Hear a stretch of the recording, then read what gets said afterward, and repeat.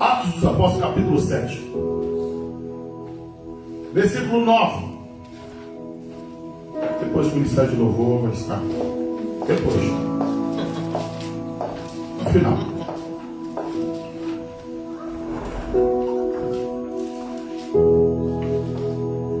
Capítulo 7, versículo 9. Diz assim a palavra de Deus. E os patriarcas, movidos de inveja, venderam José para o Egito.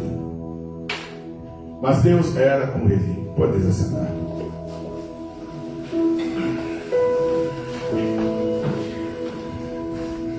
Olha, eu confesso que esse texto mexeu tanto comigo.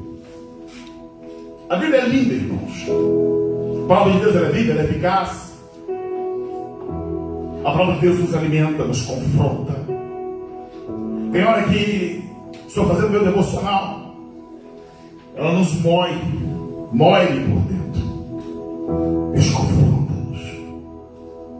Mas tem momentos que é bálsamo, tem momentos de refrigério, momentos que Deus ministra no nosso coração. E esse texto trabalhou duas coisas em mim. Primeiro, as premissas erradas no entendimento acerca de como Deus trabalha. Foi o primeiro ponto que Deus me ensinou no meu coração. E o segundo ponto é a maneira correta de ver Deus trabalhando. Meu primeiro ponto que eu quero ressaltar é que Deus é Senhor soberano sobre tudo, sobre todos. Ele é o dono da vida. Jesus, ele diz assim, que eu sou o caminho, a verdade, a vida. Ele é a vida. A vida é emanada dele. Toda a vida depende dele. Deus é o único ser autoexistente que não depende de nada para a sua existência. O resto, tudo que existe, depende de algo. Deus não depende de nada pela sua existência. Ele existe porque ele é Deus. E esse texto que nós estamos a tratar com ele, e vários outros textos da Bíblia que implicam também, tem uma questão doutrinária aqui, irmãos, muito importante, que ao estar analisando esse texto me veio, que é muito importante você entender para você não complicar teu coração e também não seguir caminho errado. Escuta uma coisa, na Bíblia não há um determinismo de fatos. Não há na Bíblia um Deus que já determinou seus erros, suas falhas, seus fracassos. Não. Pastor, mas Deus sabe tudo o que eu vou fazer? Sabe, porque Ele é Deus. Mas como assim, pastor? Vou fazer uma explicação simples. Deus é eterno. Olha para esse ponto. O que é a existência de tudo em comparação a Deus? É mais ou menos isso aqui. É tudo que existe. O resto é Deus. Tudo que existe é só isso. Deus não está dentro da existência, porque Ele é autoexistente. Deus criou uma coisa chamada tempo. E no tempo, Ele criou o universo, seres, criou nós. Céus e terra foram criados por Ele, para Ele. Por isso Deus consegue olhar, assim como você consegue olhar para esse púlpito, consegue ver um lado e o outro, assim Deus consegue olhar o início e o fim, plenamente, porque Ele criou todas as coisas. Porém, irmãos, o fato de Deus ter criado todas as coisas, Ele não interfere na tua, na minha, na nossa decisão. E eu tive aqui uma problemática muito séria. Eu, como pastor, lido com problemas humanos. Eu lido com traumas. Eu lido com dores profundas. E sabe qual é a parte mais dramática de tudo isso? É quando você faz a interpretação errada da Bíblia e cria um monstro dentro da cabeça das pessoas. Deixa eu dizer de maneira bem séria, aqueles que estão nos assistindo através das redes sociais. Deus nunca determinou que uma pessoa fosse matar a outra. Caim matou Abel. Não, isso não foi predestinação, irmãos. Apesar de que existe uma linha doutrinária que acredita nisso, de que Deus determinou todas as coisas a ponto de determinar isso. Não, Deus não determinou o pecado. Todas as coisas de mal, as mazelas do mundo, são resultados de opções humanas. Somos nós que optamos, somos nós que escolhemos. Amados, Deus é bom, Deus é amor, Deus é graça, Deus é misericórdia. Deus não nos criou para o mal. O mal é uma decisão nossa. Somos nós que escolhemos ser maus, não é Deus. E infelizmente, a má interpretação bíblica cria transtornos sérios a respeito da palavra. Como eu, como pastor, vou dizer para um pai que teve um filho que foi estuprado, assassinado de maneira bruta, eu vou dizer: Deus determinou isso. Não. Desculpa. Esse não é o Deus da Bíblia. Quem fez isso? Isso foi um homem que decidiu, em meio às suas maldades do coração, em meio a todo o horror de podridão, de trevas que ele conseguia ter dentro dele, levou ele a fazer tudo isso.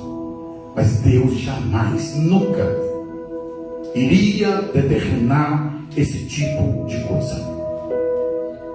Maus trato, mentira, toda essa miséria que está no mundo não faz parte do projeto de Deus. Isso tudo é resultado do pecado, das escolhas humanas, dos erros humanos.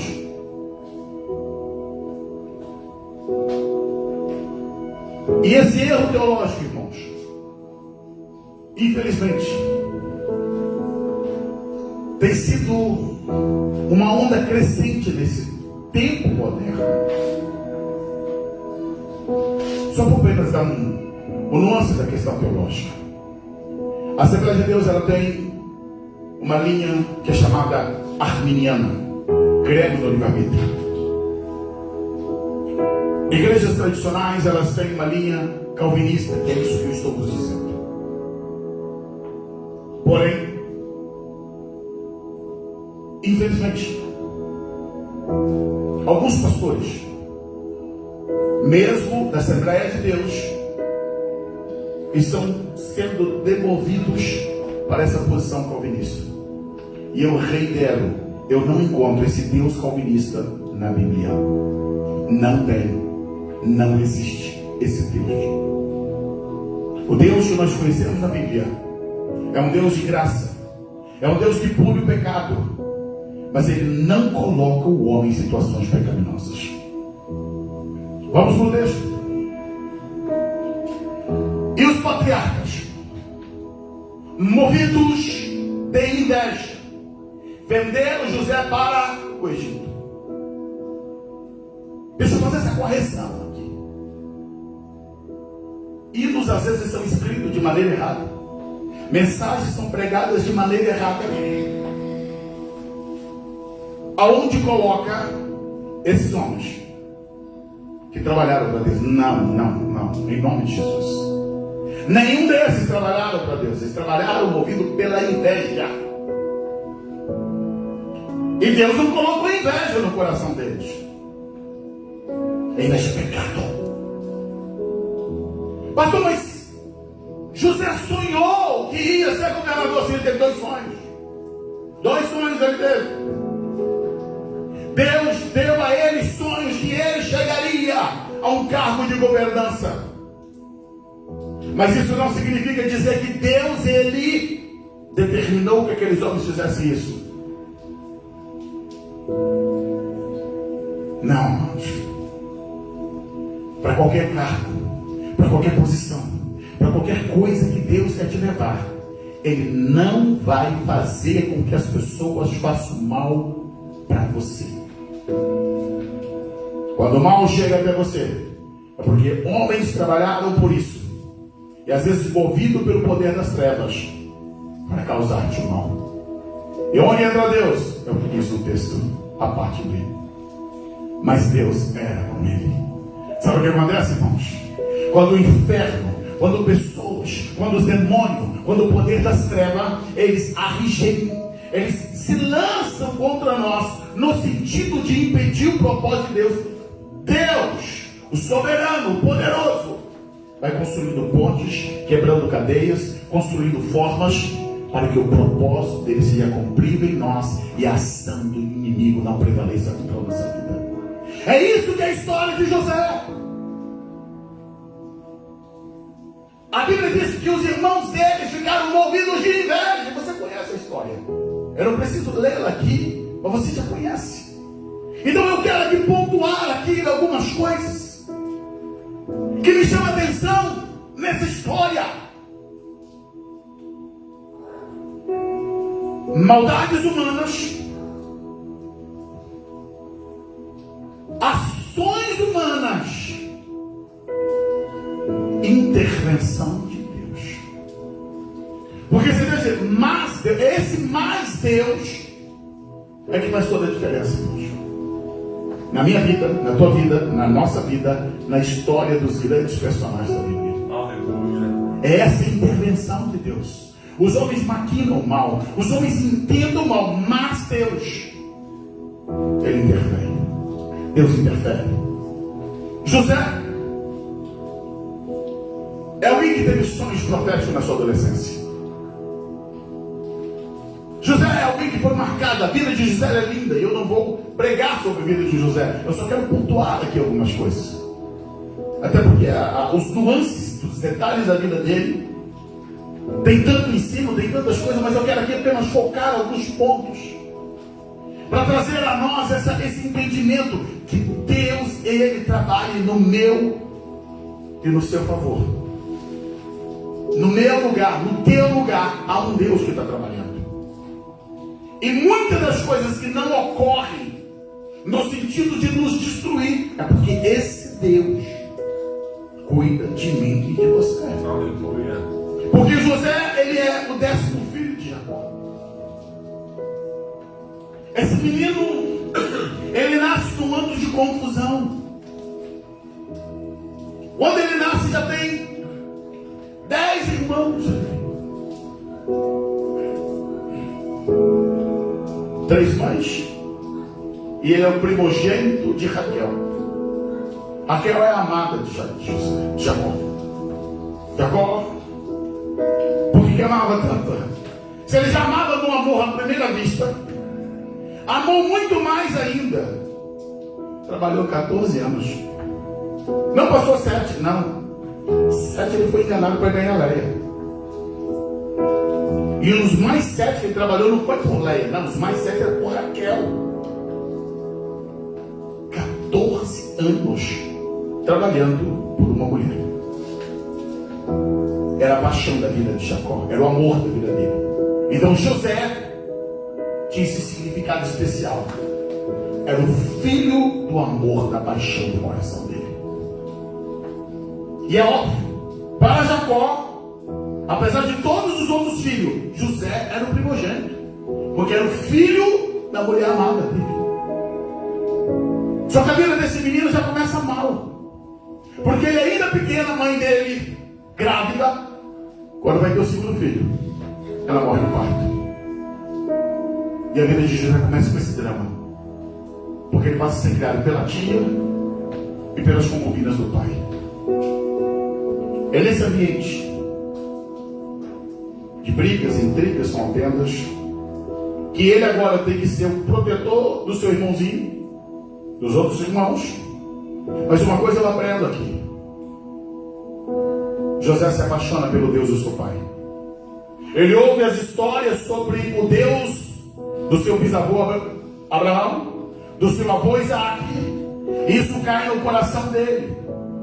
E ele passa a ter uma paixão por esse Deus. E esse Deus se revela para esse menino na sua adolescência, mostrando que ele tem um plano, que ele tem um projeto. O comportamento de José não tem nada a ver com o comportamento dos seus irmãos. Os irmãos dele aprontavam todas. E José ali, ó, correto, certinho. E por isso incomodava os irmãos. Eu já vi alguns dizer: José errou de contar os sonhos. Amados, ele contou o sonho para quem? Para a família dele. Que ele achava que era a família. Ele achava que podia considerar a família. E lógico, ele foi compartilhar aquilo que para ele se tornou um projeto, um sonho. E ele contou os sonhos. Mas os sonhos que ele contou gerou inveja, gerou intriga. Para completar a dose, o pai deu um presente: uma capa colorida. Mas eu pergunto, onde é que José entra na culpa disso? Ele tinha culpa de ser bom? Ele tinha culpa de ser obediente ao pai? Isso agora virou problema? Não, ele era obediente ao pai, atendia o pai em todas as coisas, e o pai o premiou com uma capa colorida. E isso foi motivo de inveja dos seus irmãos. Escuta uma coisa, irmãos: o fato de você amar a Deus, o fato de você fazer o certo, o fato de você caminhar com Deus, às vezes você pode atrair problemas na escola, no trabalho. E quantas vezes, mas o que eu errei? O que eu fiz? Só por você querer agradar a Deus, só por você querer fazer as coisas certas, você querer fazer as coisas corretas, isso vai atrair, às vezes, a ira das pessoas, posicionamento errado. Um dia o Jacó vira para José e fala: eu queria que você fosse ver seus irmãos para ver como é que eles estão. Como é que eles estão. Prontamente, o menino sai de casa, se arruma. Ele é tão obediente que ele chega na cidade que os irmãos deveriam estar, não estão. Não estão. E o que ele faz? Volta para casa? Não. Questiona. Pergunta. Não, ele está na próxima cidade. O que ele faz? Vai até lá. Sim. O que ele queria? Não vou voltar para casa de mão vazia. Não vou voltar aqui lembrando. Não tem celular, não tem GPS, não tem nada. Poderia estar batendo cabeça, andando em círculo. Mas nas informações ele vai até a cidade. E quando ele desponta, os irmãos dele batem o olho nele. Ele diz: lá vem um sonhador. Meu Deus, qual é o pecado de ser sonhador? Lembre-se, sonhos você não produz, você vive. Os sonhos não são você que produz. E no caso dele aqui, não era resultados das ansiedades do dia, como diz Eclesiastes. Não, os sonhos dele era resultado de uma revelação de Deus. Ele não pediu para ter, foi Deus que deu. E o que ocorre com ele é por causa desses sonhos. Seus irmãos, movidos pelo ódio, pela raiva, diz: vou matá-los, vamos matá-lo. Aí ele entra uma questão, irmãos. A maldade deles era tamanho, tão grande que queria matar. Sabe para quê? Vamos ver se o sonho deles se cumpre. Não, mata ele. Aí entra a intervenção de Deus. Mas Deus, matar não. Matar não. Deus era com José. Deus mexe lá no coração de Rúben. E Rúben é tomado por um sentimento. Ele é o mais velho. É filho de Leia. Olha para aquilo dali e diz: não, aí é muito. Eu não gosto desse menino, mas matar, não, assassino eu não sou. Eu posso ter raiva dele, mas eu não sou assassino. E aí começa a trajetória de infelicitude na vida de José. Porque seus irmãos o agarram, arranca a capa que o pai lhe deu, joga ele dentro de uma cisterna, de um poço. Literalmente, José vai para o fundo do poço. Seus irmãos se assentam, olha que loucura, se assenta à beira do poço e vai comer pão. Isso é maldade humana, irmãos. Como é que eu coloco alguém no fundo de uma cisterna e vou comer como se nada tivesse acontecendo? Só para destruir o projeto do coração do garoto. Rubem sai. E os outros conferenciam, vem uma caravana de ismaelitas. Outra tradução diz midianitas. E o que eles fazem? Conferenciam entre eles, vão vender o garoto. Vamos.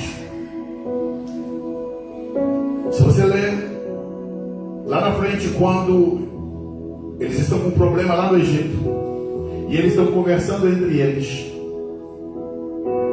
e eles, quando José lá já estava governador, e que pesa a mão neles, a batestar eles, e eles veem que a coisa ficou feia pro lado deles, e eles começam a falar um com o outro.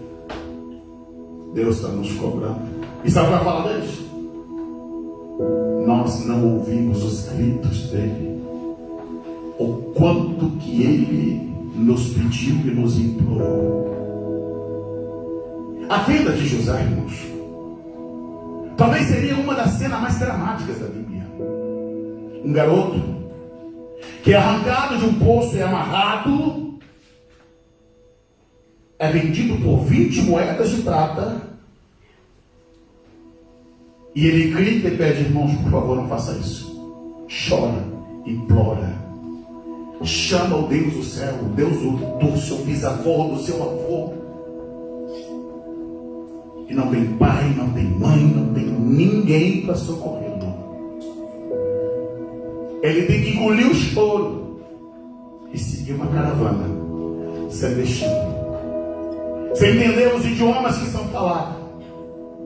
Somente entendia: fui traído pelos meus irmãos, fui vendido.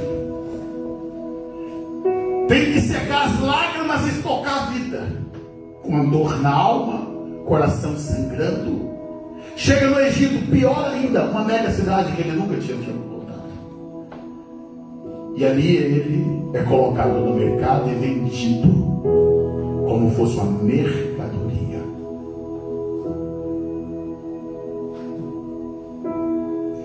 Deus lá do céu está olhando para tudo isso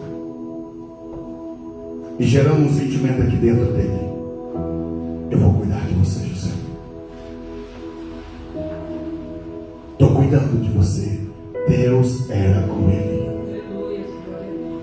Irmãos, em meio a essas maldades humanas, Deus sempre permanece com aqueles que são fiéis a ele. José tinha tudo no coração para revoltar-se, chutar o balde e largar tudo, dizer que vou largar essa vida de Deus na mão. Fui traído pelos meus próprios irmãos e Deus não fez nada.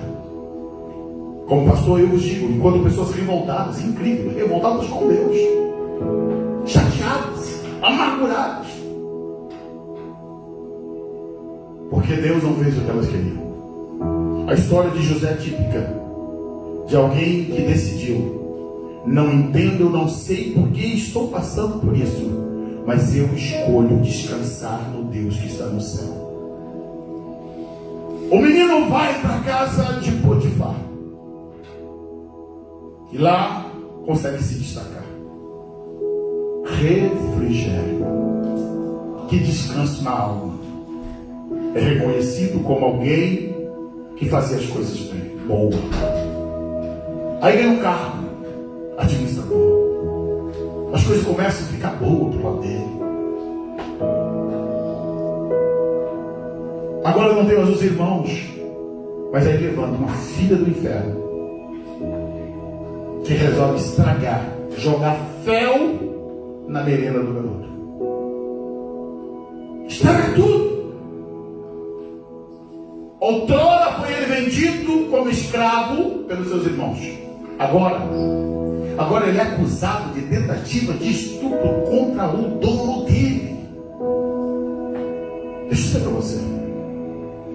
Você já viu a reação quando se pega um estuprador? É assim, né? Eles dão um abraço nele, dão um beijo bem bela para prisão. Não, irmãos. Como há um repúdio a isso, a violência.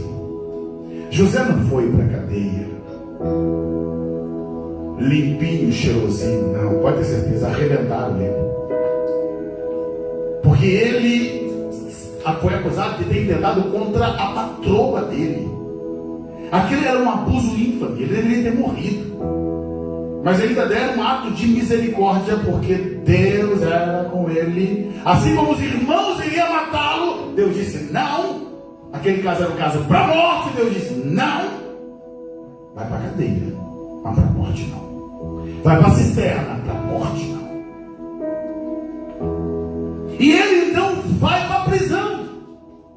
Se ele chorou quando foi vendido, imagina as lágrimas de entrar numa cadeia e dizer: o que eu fiz, Deus? Eu só não quis me deitar com aquela mulher. Eu só não quis pecar contra Deus. Eu só não quis ferir os princípios de ética que eu aprendi. Eu só quis ser fiel a Deus. E me colocaram nessa masmorra. A maldade não tem limite, Deus. E talvez eu deveria perguntar: Deus, está valendo a pena? Será que vale a pena? No meio da história parece que não vale, irmãos. Mas quando a gente olha para o ápice, lá para o final, vale a pena sim. Eu penso que passou alguns dias a chorar e tentar cicatrizar as marcas. Arrebentado, jogado ali dentro. Vai ser reconstruído. A ponto de conseguir com que o carcereiro ali desse a ele cargo de confiança. Não era um homem amargurado com os irmãos. Não era um homem amargurado com a mulher de Potifar. Era um homem que estava sofrendo, mas dentro do coração ele tinha certeza: Deus, eu estou fazendo tudo certo. Talvez José teria que, se ele tivesse aqui a oportunidade, ele dizer: eu não fiz nada errado, irmãos. Eu não fiz por merecer. Tem gente que passa por isso porque plantou aquilo, mas eu não plantei. É isso que ele diria para nós. E de fato, olhando para a Bíblia, ele não plantou aquilo, irmãos. Para encerrar essa parte, o que ele faz? Lá, em meio ao seu estado quase que imutável, porque ali ele ia apodrecer na cadeia, ele se coloca à disposição para ajudar. Ele olha homens tristes e se oferece: posso ajudar? Ei, quando você quer cooperar com vidas, não importa o quanto está doendo aqui dentro, você continua servindo. É isso em José. José poderia ter feito tudo errado na casa de Potifar. Escravo, não tinha direito a nada. Mas não, ele fez tudo certo. E quando chega na cadeia, ele vai fazer também tudo certo. Ele olha para aqueles homens ali que eram servos de Faraó e se disponibiliza: por que vocês estão tristes? Ele ouve, interpreta o sonho deles. Não deixe que as feridas da sua vida te atrapalhem em servir a Deus. Não permita que os erros das pessoas te afastem de Deus, te tire do propósito de Deus.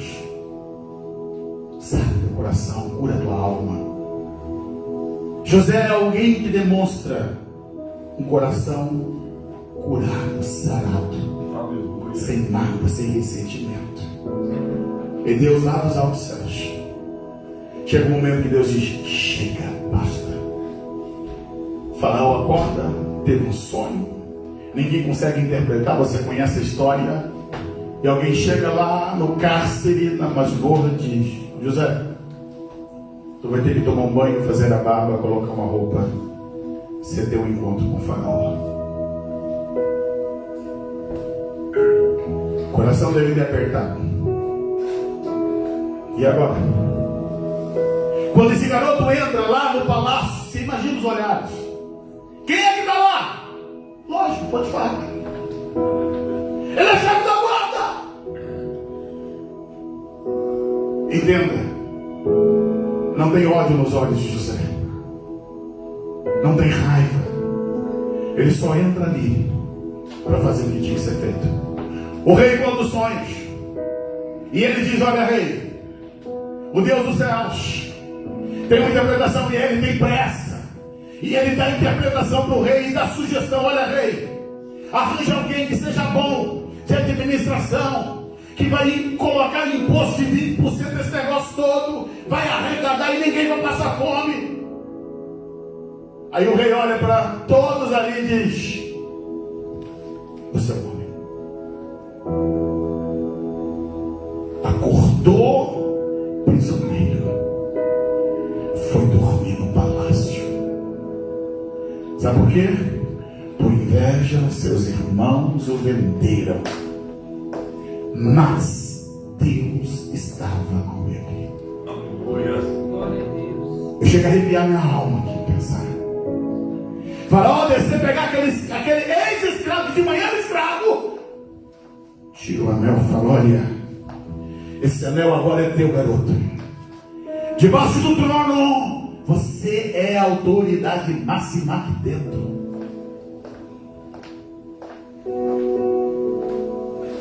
Olha, se ele não é alguém curado, botou o anel no dedo e já dizia: manda prender esse sem vergonha que botou na cadeia aqui e estragou minha vida. Mas não. Você acha que ele vai perder tempo com o Potifar? Não. Ele tem coisas maiores para fazer. Você tem coisas maiores para fazer do que você ficar remoendo mágoas e ressentimento. Não faça isso. Ele vai para o trono. Ele vai casar. Ele vai ter Manassés, vai ter Efraim. E ele vai dizer: Deus me fez prosperar na terra da minha angústia. Deus me fez esquecer a casa do meu pai. Esse Deus quer fazer conosco, irmãos. No Senhor nos curar. Tem um Deus que cuida de nós. Tem um mais que Deus. Não importa o quanto os homens trabalhem mal contra você. Não importa o quanto o inferno tenta fazer o mal contra você. Tem um mais de Deus. Tem um Deus que te toma nas mãos e diz para você: eu cuido de você. Eu cuido de ti. Enxuga essas lágrimas, aguenta o tranco. Aguenta a situação.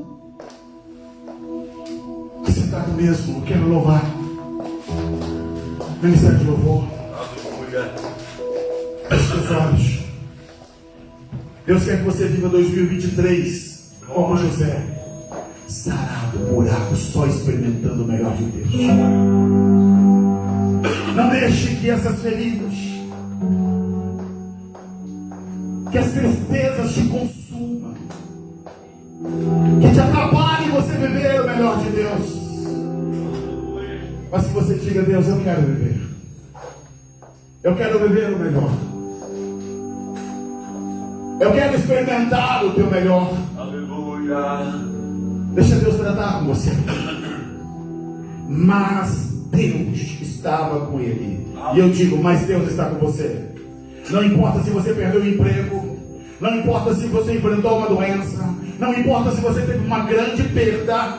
Mas Deus está com você. Glória a Deus, aleluia. Santo é o nome do Senhor. Eu sei que sempre estás comigo, Senhor.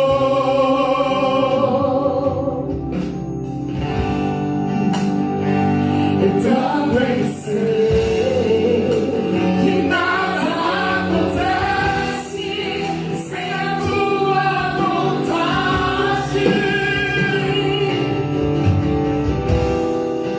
Mas preciso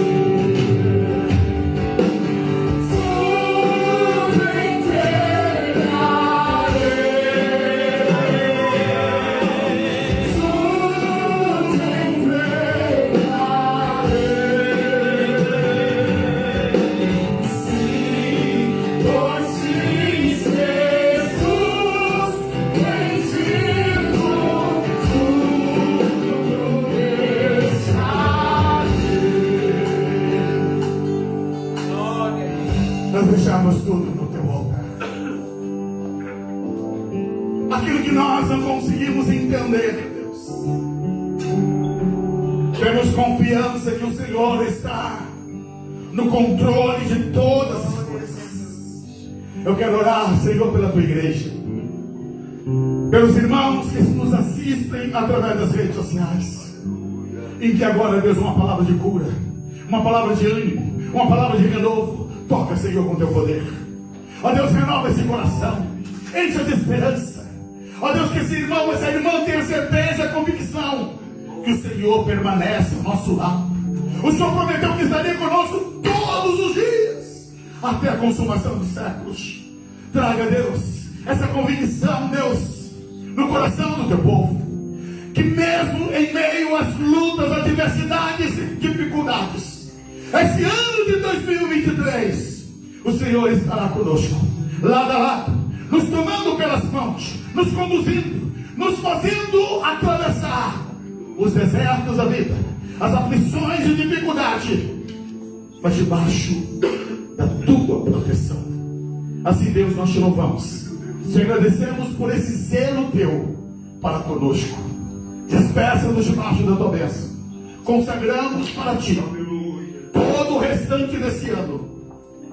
Que o nome do Senhor venha a ser glorificado, Deus, na vida da tua igreja, na vida do teu povo. Abençoa as famílias, esconde as famílias em ti, que o inimigo não prevaleça, que os intentos das trevas não logrem êxito, mas que a tua mão esteja com o teu povo, em nome de Jesus. Estenda as tuas mãos. Que o grande e eterno amor de Deus, que a graça infinita do nosso Senhor e Salvador Jesus Cristo, e que as doces consolações do Espírito Santo permaneça sobre toda a igreja do Senhor, deixa agora e para todos sempre, todos digam comigo amém.